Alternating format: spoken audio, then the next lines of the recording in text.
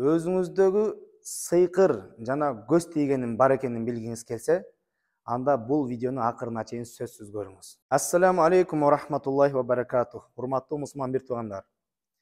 Көз тийүү жана сыйкырдын бар экендигин шариатта эки жол менен гана диагноз коюлат.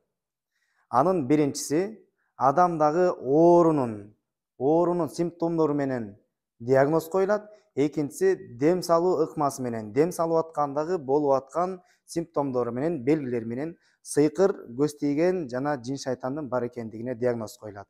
Эгерде эч кандай бир симптомду сурабай туруп, эч кандай бир дем салуу ыкмасын колдонбой туруп эле адамдарга диагноз кое турган болсо, демек алар чыныгы шариаттагы молдолор эмес, алар билимсиздер, илимсиздер же болбосо бакшы көз ачыктар болуп эсептелет. Эми кайсыл нерселер аркылуу биз өзүбүздөгү сыйкыр, көз тийгендерди байкай алабыз? Эң биринчи, адамдагы сыйкыр менен көз тийүү жалпы жонунан симптомдору окшош болот. Ошолордун ар бири менен азыр таанышып өтөбүз. Эң биринчи, адамда уйку абалынан биз сыйкыр, көз тийген экенин биле алсак болот. Кантип? Адамдын уйкусу көбүнчө эмне болот? Адамдын уйкусу бузулат. Сыйкыр, көз тийген учурларда же болбосо адамдын уйкусу көбөйөт, наоборот, же болбосо адам уктаганда эс ала албайт, эртең менен турганда дайыма чарчап, эч кандай бир уйкуга тойбогон абалда турат, же болбосо түнү менен уктай албай жата берет. Жана көз тийген менен сыйкырдын чоң белгиси уйкудагы абалы. Бул биздин жаман түштөр болуп эсептелет. Экинчи кайсыл абал менен биз көз тийгендин сыйкырды биле алабыз? Экинчиси бул үйдөгү акыбал. Үйгө киргенде чарчай бериштик, үйгө киргенде эч нерсе кылбай калыштык. Кыскасы, адам үйдө башкача жүрөт, көчөдө башкача жүрө баштайт. Мындайча айтканда, үйгө келгенде ачуусу келе берет, балдарын уруша берет, аялдарын уруша берет. Ушундай нерселерде үйдөгү абал менен, же болбосо үйгө киргенде эле уйкусу келет, башы ооруй берет. Канча нерсеге мындай биздеги көп адамдар айтат, канча нерсени ниет кылып келип, бирок үйгө жатканда эч нерсени кылгысы келбей жатып алган убактар, бул дагы ошол үйдөгү акыбал сыйкыр менен көз тийгендин белгиси болуп эсептелет. Үчүнчүсү, үй бүлөдөгү акыбал. Булар кандай? Бул көбүнчө жубайлардын ортосунда көп болот. Жубайлар бирин көргүсү келбей калган учурлар. Себеби жок. Эмне үчүн? Аялын көрсө эле урушкусу келе берет, күйөөсүн көрсө эле урушкусу келе берет. Кээ бирлер эмне болот? Кээ бирлер ата энесин көрсө эле сөз жакпайт, урушкусу. Кээ бирлер наоборот, балдарын көргөндө эле сөз жакпайт, сөзүн көтөрө албайт, ачуусу бат келет. Ушул үй бүлөдөгү мамилелер аркылуу дагы эч бир себеби жок эле уруштардын көбөйүштүгү, кыйкыруулардын, бири-бирине ачуу болуп, мындайча айтканда бизде аллергия деген сыяктуу бири-биринин сөзүнө аллергия болуп калыштык дагы бул эмне? Сыйкыр менен көз тийгендин белгилери болуп эсептелет. Андан кийин чөйрөсүндөгү абал аркылуу биз сыйкыр, көз тийгендин симптомдорун билсек болот. Кантип? Адам достору менен болгон мамиледе, бир туугандары менен болгон мамиледе, өзүнүн жамааты менен болгон мамилелерде дагы толук түрдө, кескин түрдө ошол дагы акыбалдар өзгөрүп баштайт. Көбүнчө бул эмнеде болот? Көбүнчө жумушта болот. Жумушта эч кимге жакпай калган, жумуштагы бирөөлөргө эле жаман ой кыла берген, тиги эле өзүнчө эле мени карай берет, бул өзүнчө эле мени жаман көрө берет. Өзүнөн өзү эле башка адамдарга эмне? Ар кандай жаман ойлорду, чөйрөсүндөгү адамдарга жаман ойлор келет. Жана эмне болуп калат? Көпчүлүк адамдарга чыккысы келбей калган абалдар дагы ушундан. Эч ким менен сүйлөшкүсү келбейт. Конокко чакырса деле баргысы келбейт, бир жака деле баргысы келбейт. Кээ бирлер эмне болот? Кээ бирлер наоборот жаман жактарга көбүрөөк барып баштайт. Жанагындай клубтарга, дискотекаларга, же болбосо жаман чөйрөгө көбүрөөк тартылыштык. Мына ушул чөйрөнүн белгиси менен дагы, чөйрөдөгү абал менен дагы биз сыйкыр, көз тийгенди аныктасак болот. Бешинчиси, нафсисиндеги абал аркылуу. Бул нафсисиндеги абал дегени биздин кулк мүнөздөр кирет. Адамды байкасаңыздар, сыйкыр менен көз тийген адамдын кулк мүнөзү, характери мындайча айтканда дароо өзгөрүп баштайт.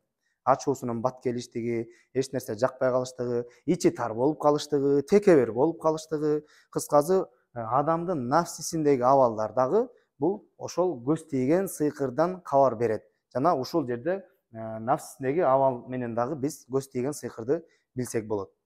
Андан кийинки абал бул ден соолуктагы абал. Ден соолукта дагы сөзсүз түрдө бизге көз тийген менен сыйкыр сөзсүз түрдө биздин ден соолукка дагы таасир берет. Бул кандай? Кудай сактасын, бүгүнкү күндө рак деген ооруларга жолугуп калгандар болуп атат. Онкологический оорулар болуп калат. Ушулардын причинасы, мындайча айтканда себеби, эмне үчүн ал рак болду, эмне үчүн онкологический ооруду, ошолордун көпчүлүгү дагы катуу көз тийгенден же болбосо сыйкыр окулгандан болот. Андан сырткары бизде азыр аябай көп тукумсуздук деген, бесплодия деген оору өтө көп. Баардыгы жакшы чыккан күндө дагы, анализдери таза чыккан күндө дагы бала өспөй калыштыгы, боюнан түшүп кала бериштиги же болбосо канча бир аракетти кылса деле бала болбой жүргөндөр дагы бул ошол көз тийгендин, сыйкырдын белгилеринен. Илгери биздин кыргыздарда же болбосо азыркы учурда деле бизде эмне деп коет? Боюнда бар аялдарды 4 ай, 5 айга чейин апаларыбыз айттырбай келген, же болбосо азыр деле ошондой айттырбагандар бар. Эмне адамдарга көрсөтпөй айттырбагандар. Себеп адамдардын суктанып көзү тийип, ошол боюнда балага зыян болот, түшүп калбасын деген себеп менен ошондой бизде коргоп келген да. Ошол сыяктуу ушул руханий оорунун, сыйкыр көз тийгендин себебинен дагы тукумсуздук болуштугу толук ыкмалар. Жана андан башка дагы кээ бир учурда адам ооруй берет, иммунитети түшүп кете берет, бат-баттан эле оору, баш ооруй берген, ич ооруй берген, жүрөк сыгыла берген, ушулардын баардыгы бирок себеби жок. Эч кандай анализдери таза чыгат, жүрөгү таза чыгат, башы таза чыгат, бирок ооруй берген оорулардын баардыгы тең эмнеден? Көз тийген менен сыйкырдан болуп эсептелет.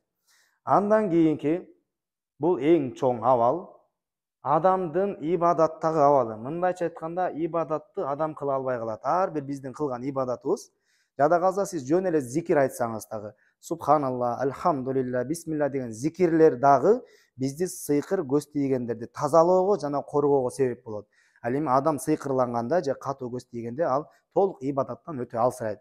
Бул дагы көп кездешет. Намазды эптеп эле окуп атам, көңүлүм жок эле окуп атам, же болбосо баяндарды уккум келбейт, азанды укканда ачуум келип кетет, жакпай кетет, Куран укканда эле эсине берем, ушундай бирөө менен сүйлөшүп отуруп калсам эле эсине берем. Кыскасы, адам ибадатка келгенде дагы анын абалы эмне? Алсырай баштайт, ыкластуулугу жоголо баштайт, чарчай баштайт, уйкусу келип баштайт. Көп байкайбыз го, дем салып атканда, намаз окуп атканда, Куран угуп атканда, же болбосо үйдө бир таалим, бир нерсе китеп окуп атканда уктап калмай адаттарыбыз бар. Булар дагы ошондой сыйкыр көз тийгендин белгилеринен болуп эсептелет.